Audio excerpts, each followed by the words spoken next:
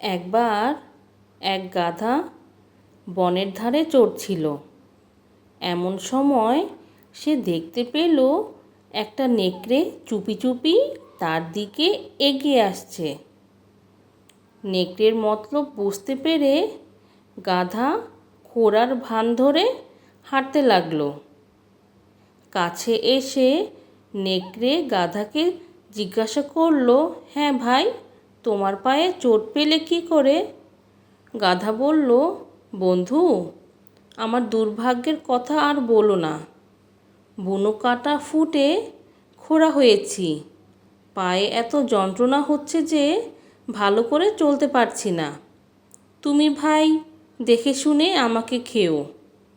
পা থেকে কাঁটাটা আগেভাগে না বের করতে পারলে তোমার গলায় কাঁটা ফুটে যেতে পারে। নেকড়ে বলল, হ্যাঁ, কথাটা তো ঠিক বলেছ ভাই। দেখি তো তোমার পায়ে কোথায় কাঁটা ফুটেছে। গাধা এই সুযোগটারই অপেক্ষা করছিল। সে তার পেছনের একটা পা তুলে ধরল। নেকড়ে কাঁটা খুঁজবার জন্য এগিয়ে গেল তার পায়ের কাছে।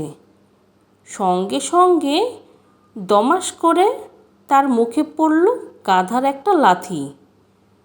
চোখে অন্ধকার দেখে ছিটকে পড়ল নেকড়ে। তার দাঁত সবকটি খসে পড়ল। মুখ হলো রক্তাক্ত।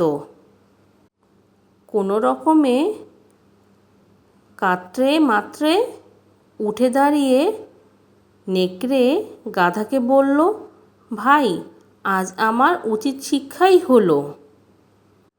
মা আমাকে শিকার ধরতে শিখিয়েছিল, কিন্তু শিকার ধরতে এসে আমি অহেতুক তোমার ব্যাপারে নাক গলিয়েছিলাম।